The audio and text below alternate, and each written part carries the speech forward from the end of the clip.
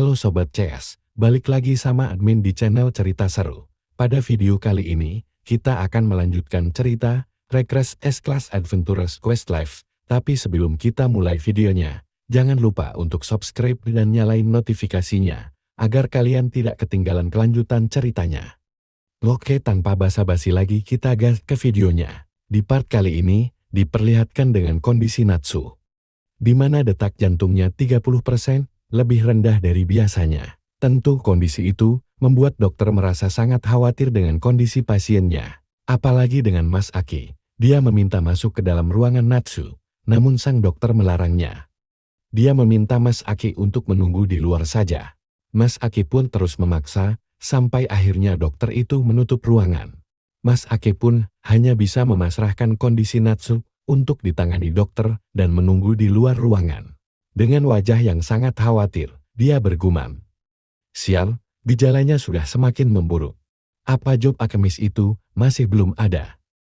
Tapi ada seseorang yang mendekat ke arah Mas Aki. Dia lalu memanggil Mas Aki yang sedang menunduk. Kemudian orang itu memberikan handphone. Di mana itu merupakan handphone milik Mas Aki. Lalu ada sebuah telepon yang masuk ke dalam handphone Mas Aki. Orang itu pun memohon agar Mas Aki mau mengangkat teleponnya. Dan di saat Mas Aki mengangkat teleponnya, orang dalam telepon langsung mengatakan, "Kiyomi Aki, aku sudah dengar tentang kondisi adikmu. Meski itu hanya dari handphone yang kamu jatuhkan." Mendengar itu, Mas Aki menyadari bahwa itu telepon dari Mbak Alice. Kemudian terdengar suara kebisingan dari luar rumah sakit. Mas Aki menanyakan maksud semua ini pada orang yang menemuinya. Orang itu hanya menyuruh Mas Aki melihat ke arah jendela. Mas Aki lalu menuruti perkataan orang itu, dia pun melihat dari jendela rumah sakit, di mana terlihat sebuah helikopter yang sedang menuju ke sana. Dari helikopter juga ada Mbak Alice yang mengatakan pada Mas Aki melalui teleponnya, "Aku memutuskan untuk membantu temanku sejauh yang aku bisa, karena kamu sudah." Mbak Alice terlihat berjalan bersama orang-orangnya, yang nampaknya itu adalah seorang dokter. Menjadi anggota dari Carnelian Range. Sambil menunjukkan arloji tanda keanggotaan, dokter yang dibawa oleh Mbak Alice, tanpa basa-basi langsung membuka ruangan Natsu. Tentu para dokter yang sedang memeriksa Natsu terkejut. "Siapa kalian? Kami akan mengambil alih mulai sekarang." Tentu dokter itu sangat kaget. "Kami tidak bisa melakukannya mendadak begini, jangan bilang kalian adalah MAN. Magical Medics merupakan sebuah organisasi medis yang mulai terlahir setelah mana muncul di dunia. Dengan pengetahuan dan sihir mereka bisa menyembuhkan penyakit yang mustahil untuk disembuhkan dengan teknologi saat ini."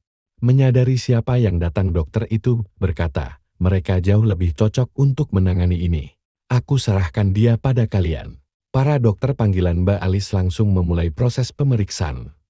Mereka langsung menyadari penyakit Natsu adalah mana vortex, dan itu sudah mencapai tahap ketiga. Mereka kemudian akan melakukan operasi penyerapan mana pada Natsu.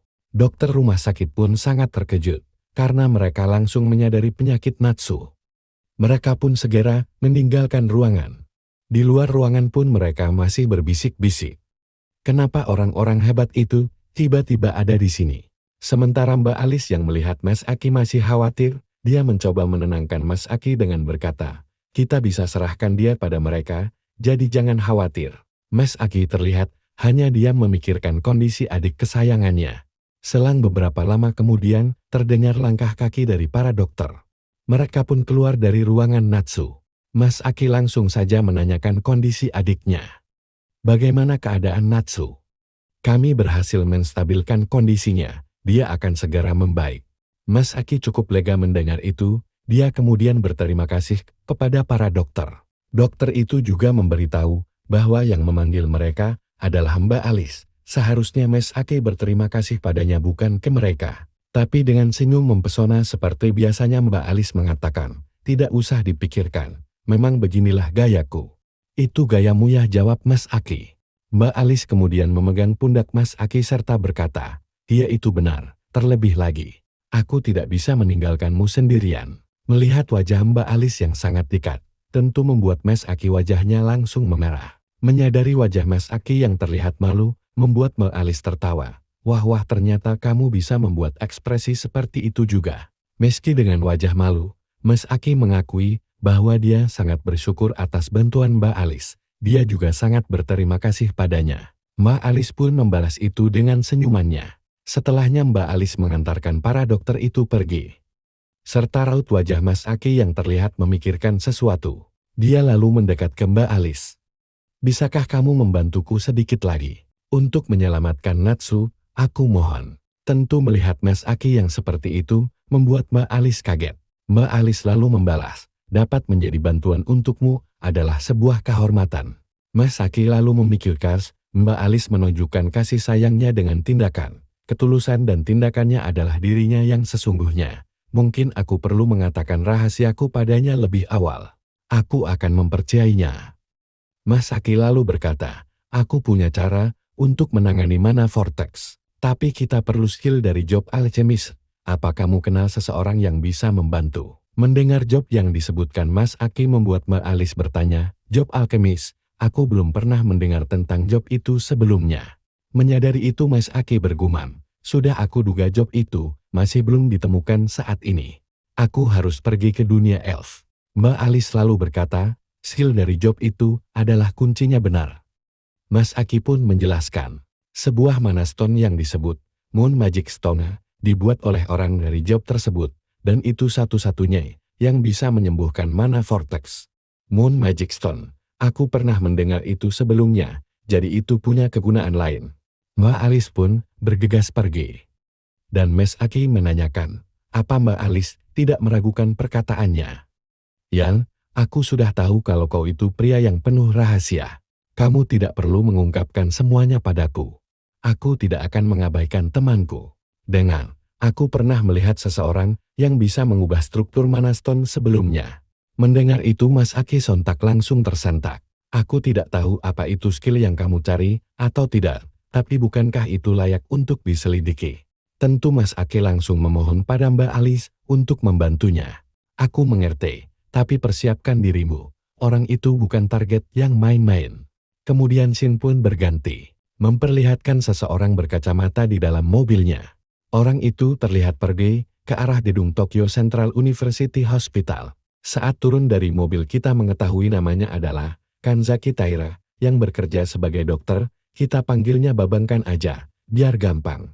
Melihat Babangkan yang datang para reporter langsung berlarian menuju ke arahnya. Nampaknya Babangkan merupakan orang terkenal juga guys. Para wartawan itu menyinggung atas pencapaian luar biasa Babangkan yang sudah mengembangkan obat baru lagi.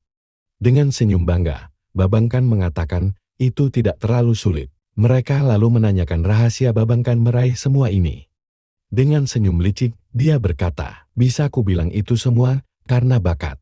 Babangkan lalu pergi dan meminta lain kali para wartawan harus janji temu dulu sebelum mereka ingin bertemu dengannya. Para wartawan berusaha menerobos masuk, namun mereka dihadang oleh keamanan. Dokter Kanzaki, tolong beri kami sedikit lagi waktu Anda. Sementara Babangkan tidak peduli dengan para wartawan, dan dengan wajah penuh puas, dia bergumam, ini benar-benar bakat mukjizat dari dewa. Lalu seseorang memberitahu Babangkan bahwa imbalannya atas pengembangan obat ada di atas meja. Baiklah, terima kasih, balas dari Babangkan. Babangkan kemudian bergumam, pohon uang, dan membuka amplop di atas mejanya, yang tentu berisi segepok uang dari imbalan yang diberikan atas prestasinya. Dia lalu menghirup aroma uang itu. Ahel, inilah kebahagiaan sejati. Bakatku adalah seperti seorang alkemi. Namun tiba-tiba teleponnya berdering. Ternyata itu dari ayah Babangkan. Ada apa ayah? Kanzaki, apa kau punya waktu hari ini? Ada orang yang ingin bertemu denganmu. Mendadak sekali, siapa dia? Ayahnya menjawab, aku tidak tahu, tapi kelihatannya orang tersebut punya kekuasaan yang sangat tinggi. Hang, apa maksud ayah? Ucap Babangkan dengan wajah kesal. Ayahnya pun beralasan, ini masalah genting untukku dan rumah sakitku, kau hanya perlu menemuinya. Akhirnya Babangkan setuju, namun dia bertanya-tanya, orang seperti apa yang bisa menekan ayahnya sampai seperti itu. Dia lalu melihat profil orang yang dikirimkan ayahnya, dan ternyata itu adalah Mas Aki. Tentu heran, karena orang itu hanyalah petualang kelas C.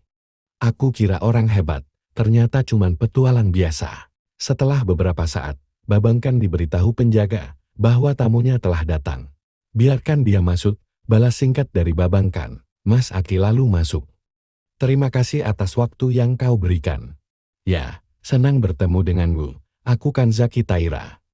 Kau punya masalah penting untuk dibicarakan, benar. Karena aku orang sibuk jadi tolong persingkat. Mas Aki pun setuju, aku sedang mencari seorang alkemis. Perkataan Mas Aki itu langsung membuat Babangkan terdiam 1000 kata. Mas Aki melanjutkan. Seseorang bilang padaku, kalau kau punya kekuatan semacam itu, dan dia memperkenalkanku padamu. Tidak masalah, jika kau tidak mengerti apa yang aku bicarakan, tapi itu akan menjadi akhir dari perbincangan kita. Lalu Babangkan berkata, jadi itu alasanmu ada di sini. Dia pun bangkit dari duduknya. Aku tidak tahu koneksi macam apa yang kau pakai, tapi orang itu tahu terlalu banyak, nalurimu itu benar. Mas Aki langsung tersentak mendengar itu. Jadi kau sungguh. Perkataan Mas Aki langsung dipotong Babangkan. Ya, ini adalah job pertama di dunia ini, benar. Status dari Babangkan pun terlihat. Job perubahan dari dokter, petualang kelas A, dan jobnya alkemis. Mas Aki tentu sangat senang, akhirnya ketemu. Babangkan menanyakan apa yang Mas Aki inginkan darinya. Mas Aki lalu mengatakan, aku ingin kau membantuku membuat obat tertentu. Babangkan langsung tersenyum licik, obat, itu tidak masalah. Berapa harga yang bisa kau bayar? Menyadari sikap mata duitan Babangkan, tentu Mas Aki sadar apa yang dimaksud dari perkataan Mbak Alis. Dengan sombong Babangkan berkata lagi, bakatku tidaklah murah. Apa kau tahu seberapa besar otoritas yang aku punya di dunia farmasi? Kau sudah mengenalku bukan? Tapi dengan ekspresi koyak Mas Aki berkata tidak. Tentu Babangkan terkejut, ada orang yang tidak mengenalnya. Aku hanya mendengar kau seorang dokter. Untuk uangnya aku tidak bisa membayarmu sebesar itu. Sebagai gantinya, aku akan memberimu beberapa informasi berguna. Aku yakin itu akan sangat membantu. Babangkan kembali bergumam, informasi, kau pikir kau sedang berada di posisi yang bisa bernegosiasi denganku. Dia lalu berkata, jika kau tidak bisa membayarku mari kita lupakan saja perbincangan kita ini.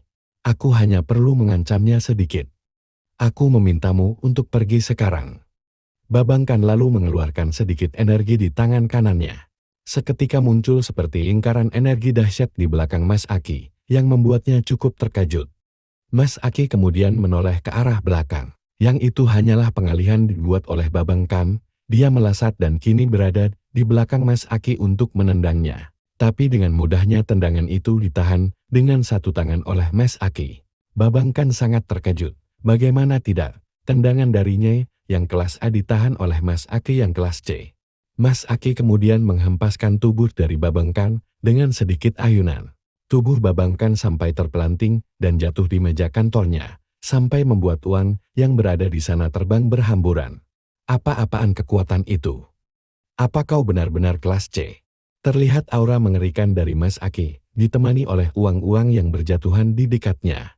Aura itu sampai membuat keringat keluar dari wajah Babangkan. Mas Aki kemudian memohon untuk Babangkan mau meminjamkan kekuatannya. Namun tetap saja Babangkan menolak. Aku tidak mau membantu orang miskin yang bahkan tidak bisa membayarku. Dengan wajah serius Mas Aki berkata, kau tampaknya sangat mencintai uang. Sambil memban uang kertas di tangannya, Babangkan berkata, tentu. Uang adalah segalanya di dunia ini, uang jauh lebih berharga dari nyawa. Mendengar itu membuat Mas Aki tersenyum. Sambil menunjuk ke wajah Babangkan Mas Aki berkata, jika kau mau melakukan apa yang kukatakan, kau akan bisa membuat gunung dari uang. Bagaimana apakah Mas Aki berhasil membujuk Babangkan? Kita akan saksikan di video selanjutnya.